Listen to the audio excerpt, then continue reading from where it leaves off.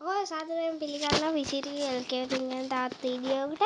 ඉතින් අතරම අද අපි කතා කරන්න යන්නේ Google ආයතනය ඔයාගෙන සහ මං ගැන දන්න දේවල් ගැන. ඒ කියන්නේ උදාහරණයක් විදියට Google ආයතනය අපි ගැන ගොඩක් විස්තර දන්නවා. සාමාන්‍යයෙන් අපිවත් දන්නේ නැති දේවල් එයාලා අපි ගැන දැනගන්න පුළුවන්. ඒකට හේතුවක් තියෙනවා. සමහරට මේ වීඩියෝ එක බලන්නේ අනිවාර්යයෙන්ම YouTube එකේ. ඒතකොට YouTube එකත් Google ආයතනය නිර්මාණය කරන දෙයක්.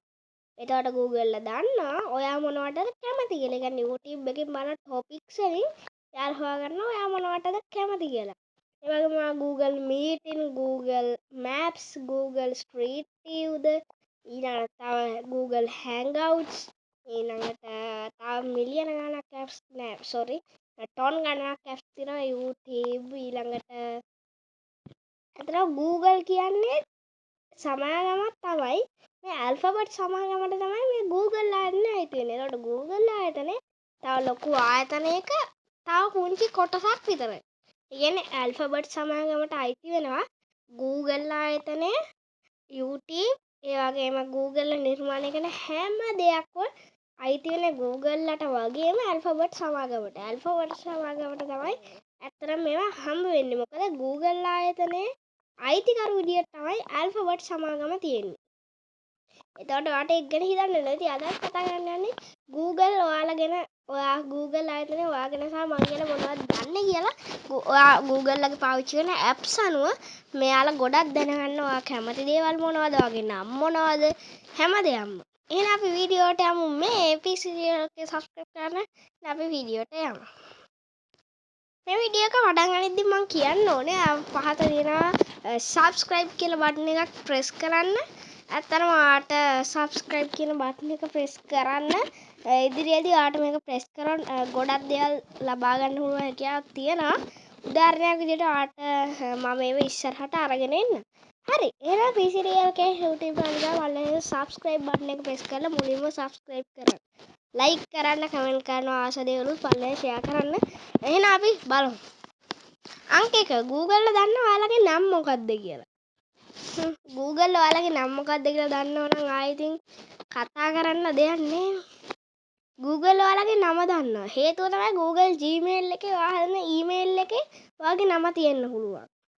ඒ දාන දේවල් සේරම Gmail account එකක් හැදුවෙන් පස්සේ ඔයා ළඟ වගේම ඔයා ළඟ නෙවෙයි ඒක තියෙන්නේ Google ආයතනය ළඟ. එතකොට Google ආයතනයේ සම්පූර්ණයෙන්ම full access එක හම්බ වෙනවා Google Gmail වල. එතකොට ඔයාගේ නමත් එයා දන්නවා. ඔයාගේ කටහඬ මොන වගේද කියලාත් කොටින්ම දන්නවා. ඔයා Google Assistant පාවිච්චි කරන්න පුළුවන්. Google Assistant device එක පාවිච්චි කරන්න පුළුවන්. මේ මොනවා පාවිච්චි කරත් ඔයාට අනිවාර්යයෙන්ම මේ ඔයාගේ voice එක එයාලා දැනගන්නවා. මොකද ගොඩක් කට්ටිය Google වල ලේසියට Google Assistant පාවිච්චි කරනකොට ඔයාලගේ කටහඬත් එයාලා දැනගන්නවා.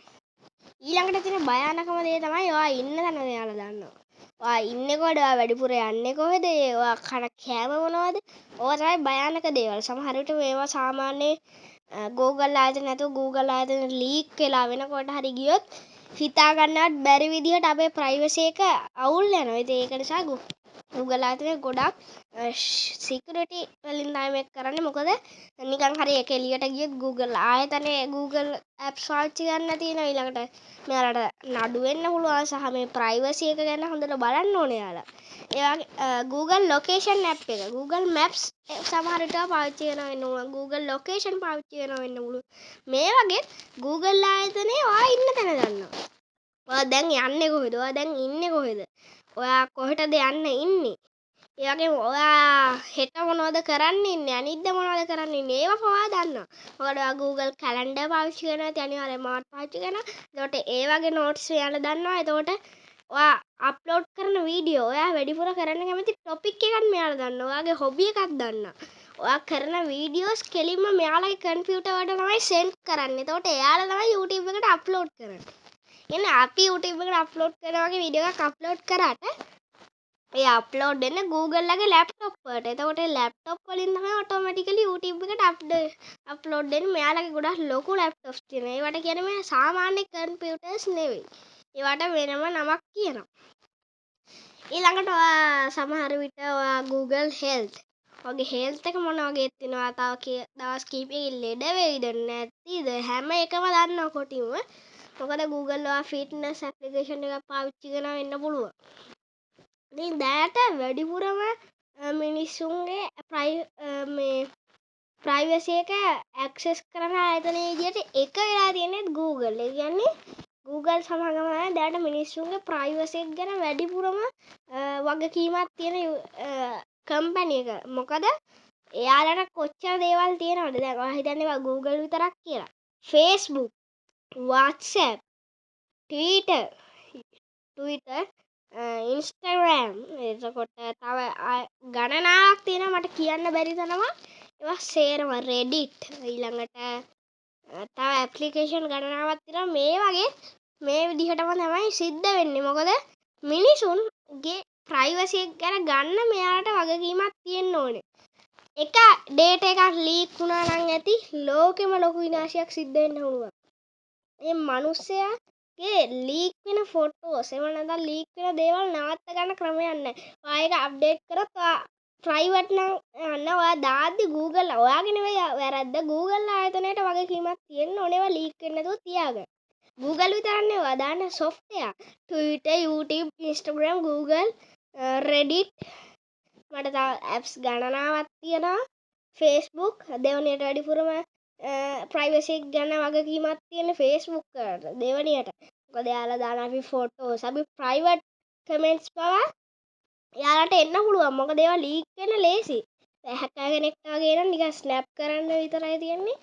ලේසි කෝඩ් දෙක තුනක් ගහලා එයාලා හැක් කරපු ගමන් සේරම ලීක් වෙනවා. ඕකයි ගොඩක් ලොකු ආයතන ඔයාලා මේ Facebook කියන නම මේටා කියලා වෙනස් කරගත්තෙත් ඇයි කියලා මම ඉස්සරහට අරගෙන එන්න. ඒක දැන් මේකට සම්බන්ධයක් තියෙනවා. ඒ Facebook කියන එක නම් මේටා කියලා වෙනස් කරගත්තේ ගොඩක් ලොකු හේතුවකට. මම ඒකත් දැම්ම කිව්වොත් ලේසි වෙයි. මම පස්සේ ඒක ගැන ලොකුවට ගේන්නම්. Facebook සමාගමට ලොකු ප්‍රශ්න ෆලයක් ආවා. ඒ කියන්නේ එක කට්ටිය කම්ප්ලේන්ට් කරන මේවා අපි මිනිස්සු නේ වෙන යාළගේ තරහ ඒ කට්ටිය මෙයාලට පොඩ්ඩක් කියන්නේ යාලට විරෝධතා කරා. එතකොට Facebook සමාගමට පොඩ්ඩක් විතර එයාලට විරෝධතා කරා. ඉතින් ඒක නිසා මෙයාලගේ සමහර වෙලාවට දැන් ඔයාලා දන්නවා Facebook සමාගමේ වැඩ කරන කට්ටිය හොඳට ප්‍රෝග්‍රෑමින් ගැන දන්න කට්ටිය ඉන්නවනේ. එතකොට Facebook සමාගමත් එක්ක Google සමාගමත් එක්ක කට්ටිය හැප්පෙන්නේ නැහැ. ඇයි? මොකද එයාලගේ හොඳ කට්ටිය ඉන්නවා. දැන් එයාලගේ තමයි අපේ ප්‍රයිවසි තියෙන්නේ. ඔයා එක Google මැසේජ් එකකින් එක මැසේජ් එකක් ගහලා තිබුණා Facebook එකේ එක ෆොටෝ එකක් දාලා තිබ්බනම් හොඳටම ඇති නිකන් හරි ඔයාලට මොනවා හරි කියන ගියොත් ඒක සේරම ලීක් වෙනවා. මොකද එයාලට තමයි ප්‍රයිවසි එක තියෙන්නේ මේ කම්පැනිස් වලට. Google විතරක් නෙවෙයි හැම කම්පැනි එකකම වගේ ගොඩක් අර data save කරන කම්පැනිස් ගොඩක් වෙලාවට cloud වල කොච්චර මිනිස්සුන්ගේ දේවල් තියෙනවද ප්‍රයිවසි එක කොච්චර එයාලා කරගන්න ඕනේ Facebook එක මෙටා කියලා වෙනස් වෙලා තියෙන දැන් මෙයා එර විරෝධ කරන කට්ටියගේ හැකර්ස්ලා ඉන්නවා. එතකොට මෙයාලා මේව ලීක් කරොත් එහෙම Facebook සමාගමේ යම්කිසි විදියකට යූසර්ස්ලා ටිකක් අඩු වෙන්න පුළුවන්. යූසර්ස්ලා බිලියන ගණනක් එක්කෙනෙක් අඩු වෙනවා කියන්නේ මෙයාලා පුංචි අඩුවක් වෙලයි තියෙන්නේ. ඒක නිසා මෙටා කියලා මෙයාලා වෙනස් කරගත්ත පසුකාලීනව හේතුවක් නිසා Facebook කියන එක මෙටා කියලා මෙයාලා වෙනස් කරගත්තා. ඉතින් ඒ විදිහට මෙටා කියලා වෙනස් කරගත්තා. ගොඩක් වෙලාවට හැකර් කෙනෙක් මේක ලීක් කරත් ඇති ලොකු විනාශයක් සිද්ධ වෙනවා. ඉතින් අද අපි කතා කරේ මේ Google අනිත් ඇප්ලිකේෂන් වල ප්‍රයිවසි එකේ වගකීම එයාලා අපි ගැන මොනවද දන්නේ සහ එයාලා මේව පාවිච්චි කරන්නේ කොහොමද කියන එක ගැන තමයි අද අපි ඉතින් අද අපි කතා කරේ ඒ මාතෘකාව ගැන තමයි PC Review එකේ subscribe කරන්න. එහෙනම් අපි ගිහිල්ලා එනම් බායි. අතන මම තව වීඩියෝ එකකින් හම්බ වෙනවා. අනිවාර්යෙන්ම ඊළඟ වීඩියෝ එකේ ටොපික් එක ඔයාලට මොකක්ද තියෙන්නේ? පල්ලෙහා කමෙන්ට් කරන්න මම ටොපික්ස් තුනක් දෙන්නම්. Facebook මාක් සකර්බර්ග්ගේ Facebook නිර්මාණය කරන YouTube ජේවට් කරීම් කොහොමද YouTube නිර්මාණය කරේ? 3 Twitter සමාගම ඉලොන් මස්ක් කොහොමද මේක මිලදී ගැනීම සහ ඊට කලින් වෙච්ච දේවල් මොනවද Twitter සමාගම ආවේ කොහොමද? මෙන්න මේ ටොපික්ස් තුනෙන් එකක් ඔයාලට තෝරන්න පුළුවන්. වැඩිම ටොපික් එක තෝරලා තියෙන වීඩියෝ එක මම අනිවාර්යෙන්ම අරගෙන එනවා. දැන් අපි ගිහිල්ලා එන්න සුවදවස අපි ඊළඟ වීඩියෝ එකකින් හම්බෙමු. හරි එහෙනම් අපි ගිහිල්ලා එනවා. සුවදවස.